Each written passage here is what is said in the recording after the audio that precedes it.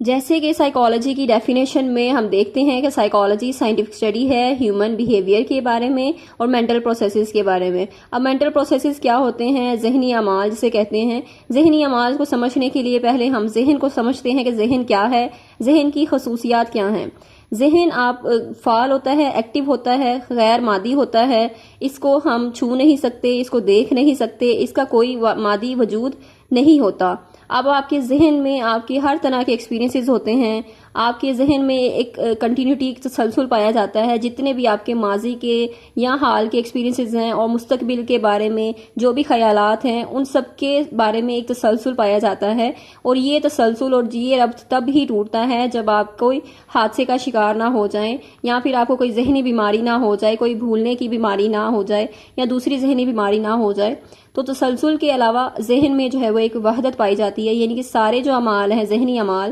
ایک دوسرے سے الگ نہیں ہوتے، جو کہ مثلاً آپ کی جو تخیل ہے، جو آپ کا تفکر ہے، جو خیالات ہیں، جو سوچ ہے، آپ کا جو ارادہ ہے، خواہشات ہیں، احساسات ہیں، یہ سب آپ کے اس میں ذہن میں ایک وحدت پائی جاتی ہے، سب آپس میں ملتے جلتے ہیں، ان سب کے درمیان ایک ربط پایا جاتا ہے، سب الگ نہیں ہے ایک دوسرے سے۔ تو مطالعے کی خاطر ہم ان کا الگ الگ تجزیہ کر سکتے ہیں، لیکن جو ذہن ہے یہ سب ایک دوسرے سے مربوط ہیں۔ ذہن میں ذہن جیسے کہ بتایا گیا آپ کو کہ ذہن ایک غیر مادی چیز ہے، جبکہ دماغ گوشت پوست کا بنا ہوا ہے جس کا اپنا وزن ہوتا ہے۔ ذہن کا تعلق آپ کے دماغ سے ضرور ہے مگر اس کا مادی وجود نہیں ہوتا، یعنی ذہن کو آپ نہ تو دیکھ سکتے ہیں نہ چھو سکتے ہیں، جیسے کہ آپ کا دماغ ہے اس کو آپ دیکھ سکتے ہیں اور چھو بھی سکتے ہیں۔ اس کی ایک مثال اس طرح لے لیں، جیسے ایک کمپیوٹر ہے، کمپیوٹر کا جو ہارڈ ویئر ہے جس کو آپ دیکھ بھی سکتے ہیں، چھو بھی سکتے ہیں، جو ایک مادی وجود رکھتا ہے، وہ ایک دماغ ہے جیسے کہ ہمارا ہارڈ ویئر، اور پھر کمپیوٹر کا ایک سافٹ ویئر ہوتا ہے جو کہ اس کے پیچھے پروگرامنگ جس کی ہو رہی ہوتی ہے ساری، ٹھیک ہے۔ تو وہ جو ذہن ہے ہمارا وہ سافٹ ویئر کے لیول پہ ہی کام کر رہا ہے۔ ہمارا جو ذہن یعنی جسے ہم مائنڈ کہتے ہیں، اور اکثر اسٹوڈنٹ ان دونوں ٹرمز کو کنفیوز کر دیتے ہیں، مائنڈ اور برین کی۔ برین آپ کا دماغ ہے اور مائنڈ آپ کا ذہن ہے، یعنی آپ کا ذہن جو ہے غیر مادی چیز ہے جس میں آپ کے سارے ایکسپیرینسز ہیں، آپ کے سارے تجربات ہیں، آپ کی ساری لرننگ اس میں ہے، آپ کے سارے خیالات، آپ کی سوچ، آپ کی خواہشات، ارادے، آرزوئیں اور ساری چیزیں، احساسات وغیرہ سب آپ کے ذہن میں ہیں۔ تو جو ذہنی اعمال ہیں ہر شخص کے اپنے اور انفرادی ہوتے ہیں، یہ ملتے جلتے نہیں ہوتے کسی سے۔ ہر انسان کا اپنا ایک اپنی سوچ ہوتی ہے، اپنے خیالات ہوتے ہیں، اپنی خواہشات ہوتی ہیں۔ تو جو بھی ذہنی اعمال ہیں وہ سب ایک دوسرے سے مختلف ہوتے ہیں، ہر انسان کے اپنے اپنے ہوتے ہیں، اور جو ذہنی اعمال جسے ہم کہتے ہیں وہ آپ کے خیالات ہیں، خواہشات ہیں، ارادے، آرزویں، جسے کوئی دوسرا نہیں جان سکتا۔ جیسے کہ اگر آپ نفسیات پڑھ رہے ہیں اور کوئی انسان آپ سے کہتا ہے کہ تو آپ تو نفسیات پڑھ رہے ہیں تو ہمیں بتائیں کہ ہم کیا سوچ رہے ہیں، تو یہ سوال جو ہے وہ بالکل بھی نہیں بنتا کسی بھی نفسیات کے طالب علم سے، کہ یا پھر نفسیات جو سائیکالوجسٹ ہیں ان سے، کہ ماہر نفسیات سے، کہ آپ پوچھیں کہ ہم کیا سوچ رہے ہیں، تو ایسا بالکل بھی ممکن نہیں ہوتا۔ اور مینٹل پروسیسز کو سمجھنا، جو ذہنی اعمال ہیں ان کو سمجھنا آسان نہیں ہوتا، ان کے لیے پراپر جو ہے وہ ایک ٹیسٹ ہوتے ہیں، ایک اسیسمنٹ ہوتے ہیں، جس سے اسیسمنٹ کر کے ہم انالائز کر کے ہم دیکھتے ہیں کہ انسان جو ہے اس کے مینٹل پروسیسز اگر یہ والے ہیں تو اس میں جو ہے وہ ٹینڈنسی کیا ہے ڈس آرڈرز کی، مینٹل ڈس آرڈرز کی، اور وہ ٹینڈنسی ہے بھی یا نہیں ہے، اور وہ کتنے حد تک جو ہے وہ پازیٹیو ہے یا نیگیٹو ہے۔ تو یہ سارے ججمنٹس کے لیے ہمیں ایک پراپر جو ہے وہ ایک اسیسمنٹ یا ٹولز وغیرہ یوز کرنے ہوتے ہیں جس سے ہم کوئی نتیجہ اخذ کر سکتے ہیں، اور کسی انسان کے بارے میں اس طرح کچھ بھی کہنا جو ہے وہ پراپر نہیں ہوتا، اور یہ ایک جسے کہہ لیں ججمنٹ جسے پاس کرنا ہوتا ہے کہ کسی انسان کے بارے میں کوئی بھی ججمنٹ پاس کر سکتے ہیں آپ، لیکن وہ ججمنٹ جو ہے وہ ایکوریٹ نہیں ہوتی۔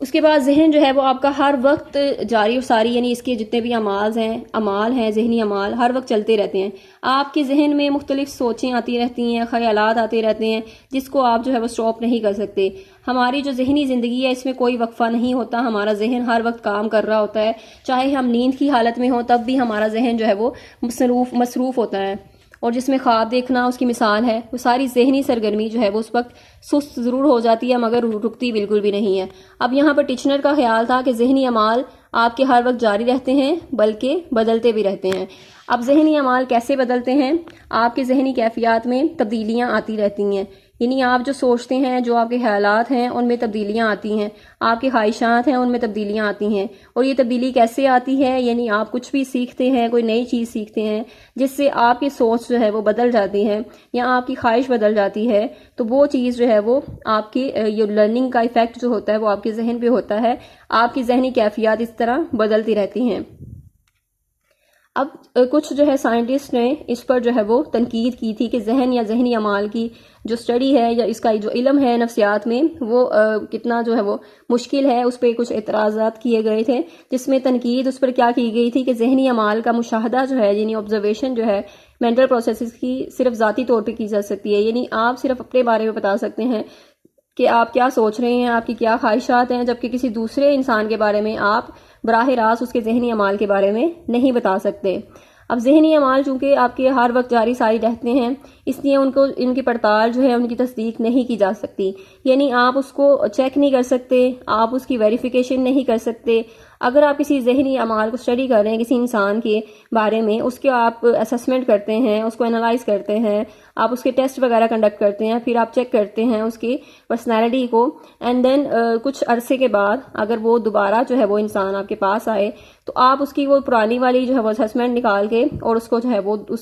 اس پر چیک کرنا شروع کر دیں. تو ایسا جو ہے وہ ہرگز نہیں کرنا چاہیے، کیونکہ آپ کے ذہنی اعمال بدلتے رہتے ہیں. اب جو پہلے جو انسان آیا تھا اس کے ذہنی اعمال کچھ اور تھے، اب جو دوسرا انسان ہے اس کے ذہنی اعمال کچھ اور ہوں گے، کیونکہ اس نے کچھ ایکسپیرینسز، کچھ تجربات اس نے اس طرح کے کیے ہوں گے، یا پھر اس کا جو لرننگ ہے یا پھر جو اس نے سیکھا ہوگا جس کی وجہ سے اس کے ذہنی اعمال جو ہیں وہ بدل گئے ہوں گے. جیسے کہ ہمارے ذہنی اعمال میں تغیر آتا رہتا ہے، تبدیلیاں آتی رہتی ہیں، تو ہر انسان کے ذہنی اعمال جو ہے وہ بدلتے رہتے ہیں اور یہ عمل ہر وقت جاری و ساری رہتا ہے. تو اس لیے ہمیں دوبارہ اس کو چیک کرنا ہوتا ہے، اس کی ویریفیکیشن کرنے کے لیے دوبارہ سے اسیسمنٹ کرنی ہوتی ہے.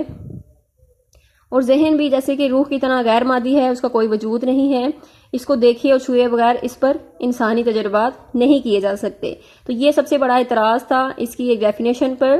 سائیکالوجی کی، کہ اس میں اس ذہنی اعمال کو اسٹڈی میں ہم اس پر سائنسی تجربات نہیں کر سکتے، کیونکہ سائنسی تجربات جو ہیں وہ صرف مادی چیزوں پر ہوتے ہیں.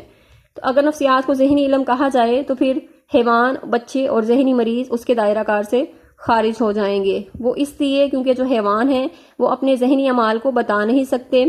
اور جو بچے ہیں وہ بھی اپنے ذہنی اعمال کو نہیں بتا سکتے کہ وہ کیا سوچ رہے ہیں، ان کے خیالات کیا ہیں، وہ کیا چاہتے ہیں، ان کی تمنائیں کیا ہیں، ان کی خواہشات کیا ہیں، ان کے احساسات کیا ہیں. وہ اس طرح سے اپنے ایموشنز کو ایکسپریس نہیں کر سکتے. ذہنی مریض ہیں وہ بھی اس دائرہ کار سے خارج ہو جائیں گے، کیونکہ وہ بھی اپنے بارے میں شعور نہیں رکھتے، وہ اپنے ذہنی اعمال کا مطالعہ کرنے کے قابل نہیں ہوتے، تو وہ اپنے آپ کے بارے میں اس طرح سے نہیں بتا سکتے. دوسرے افراد کی ذہنی کیفیات کو جاننے کے لیے ہمیں ان کی رائے پر اعتماد کرنا پڑتا ہے. یعنی جو بھی ہم وہ ٹیسٹ وغیرہ کنڈکٹ کرتے ہیں، اسیسمنٹ وغیرہ کنڈکٹ کرتے ہیں، جو چیک لسٹ ہوتی ہے، تو وہ انسان اپنے بارے میں خود ہی بتاتا ہے کہ میں یہ فیل کرتا ہوں یا یہ میری کیفیات ہیں. اگر وہ اپنے بارے میں مخلص جو ہے وہ ہو کر نہ بتائے، یعنی کہ ایکوریٹ انفارمیشن نہ دے ہمیں، تو ہم اس کی بیس پر جو ججمنٹ ہماری ہوگی وہ بھی غلط ہو جائے گی. تو جیسے جانور اپنے بارے میں رائے نہیں دے سکتے، بچے اور ذہنی مریض جو ہیں وہ رائے نہیں دے سکتے. اس لیے یہ بھی بہت بڑا اعتراض تھا کہ ذہنی اعمال کو اسٹڈی کرنا جو ہے وہ بہت مشکل ہوتا ہے، اور اسی لیے یہ اعتراضات تھے. تنقید کی گئی تھی ذہنی اعمال پر، اور ذہنی اعمال کو جاننا اور سمجھنا مشکل ہوتا ہے. تو I hope I made it clear کہ آپ کو سمجھ آ گئی ہے کہ ذہنی اعمال کیا ہوتے ہیں اور نفسیات میں ذہنی اعمال کا مطالعہ کرنا کیوں ضروری ہے. کیونکہ جو ذہنی اعمال ہیں، آپ کی کسی بھی بیہیویئر کے پیچھے آپ کے ذہنی اعمال ہی ہوتے ہیں. آپ کے جو ہیومن بیہیویئر ہے اس کے پیچھے کوئی نہ کوئی ذہنی عمل ہوتا ہے جس کی وجہ سے وہ بیہیویئر ہمیں نظر آتا ہے. تو اس لیے خالی بیہیویئر کو اسٹڈی کرنا جو ہے وہ نفسیات میں پراپر نہیں ہے. اس کی پراپر ڈیفینیشن یہی ہے کہ اس میں انسانی بیہیویئر کو اسٹڈی کیا جاتا ہے اور اس کے بعد اس کے مینٹل پروسیسز کو اسٹڈی کیا جاتا ہے. یعنی اس کے پیچھے جو مینٹل پروسیسز چل رہے ہیں اس کو بھی ہم نے اسٹڈی کرنا ہے، تاکہ جو اب نارمل بیہیویئر ہے اس کو ہم نارمل بیہیویئر میں کنورٹ کر سکیں. تو یہ ہے اس کی ڈیفینیشن پراپر، اور یہ اس کا جو ہے وہ ایک پوری اس کی ڈسکرپشن ہے، تفصیل ہے کہ ذہنی جو نفسیات ہے پراپر کیا ہوتی ہے. اس کو ہم پڑھ کے کیا چیزیں ہمیں پتہ چلیں گی اس کا مطالعہ کرنے سے، اور انسانی کردار اور ذہنی اعمال کی جو اسٹڈی ہے یا مطالعہ ہے وہ کیسے ہم کر سکتے ہیں.